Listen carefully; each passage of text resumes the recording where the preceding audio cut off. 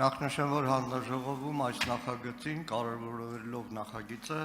Հայաստան խմբակցության պատգամներ Պաշտպանության եւ անվտանգության մշտական հանձնաժողովում կողմ են քվեարկել։ Այս նախագիծը իրականում երկար ճանապարհ է անցել, նաեւ հանձնաժողովում դեռ ամիսներ առաջ ունեցել ենք աշխատանքային բավականին բովանդակալից քննարկում։ Տիկին Գալյան, հանձնաժողովում էլ է թեմայով խոսեցինք։ Նայեք, լիազոր մարմին ազգային անվտանգության ծառայությունը պարտավոր է տեղեկացնել անհատգործների հարազատներին, բայց ինքը շատ ընդհանրական է։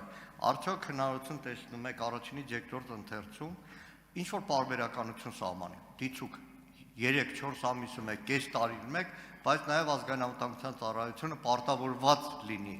տեղեկատվություն տրամադրել եւ այն ցավալի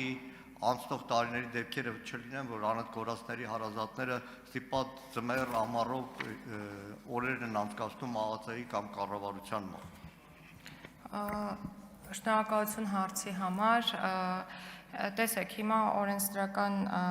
նախագծում նշված է հետևյալը, որ լիազոր մարմինը հենց օրենքով սահմանված կարգով, որտեղ սահմանվում է, եթե չեմ սխալվում, ժամկետ, հիմա նորից կասեմ այդ մասին, պետք է ընտանիքի անդամներին տեղեկատվություն տրամադրի հետախուզման իրականացման ընթացքի եւ արդյունքների մասին։ Եվ մի կարևոր դրույթ օրենքի նախագիծը եւս պարունակում է, որ այդ ընտանիքի անդամները իրենց նախաձեռնությամբ եւ լիազոր մարմնի համաձայնությամբ կարող են ներգրավել լիազոր մարմնին անհետ կորած անձանց հետախուզման գործընթացներում համապատասխան, այսինքն այն գործընթացներում, որոնք իրականացվում են ըստ էության լիազոր մարմնի կողմից։ Ժամկետների մասով,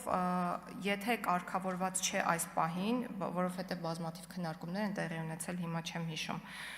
ժամկետ նախատեսել ենք թե ոչ, ամեն դեպքում տեղեկատվության տրամադրման այն ժամկետները, որոնք գործում են բոլոր դեպքերում, կգործեն նաև այս դեպքում, բայց չեմ բացառում նաև հնարավորությունը, որ առաջինից երկրորդ ընթերցման ընթացքում այդ ժամանակահատվածում կքննարկենք եւ նաև լուծումներ կգտնենք։ Ունեք արձագանք, համեցեք։ Շնորհակալ եմ։ Տեղեկատվության տրամադրման ընդհանրապես օրենսդրական կարգավորումը տեղեկատվության ազատության մասին օրենքով այնտեղ 6 օրյա, հետո 30 օրյա մի քիչ կարողա չհամընկնի այն մեխանիզմների հետ։ Ես նշեցի 15 օրյա ժամկետ է նախատեսվում պետական մարմինների համար, որպեսզի հարցումներին պատասխանեն, այդ մասին ելույթում էլ նշեցի,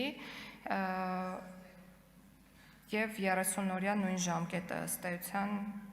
30 օր մաքսիմում։ Ամեն դեպքում առաջինից երկրորդ ընթերցում նաև կաշխատենք մի քանի փոքր դետալներ կամ փոփոխության, որը անհատգործների հարազատների հետ մեր պատգամներով քննարկում ենք ունեցել։ Շատ լավ, մենք միայն կողմ ենք։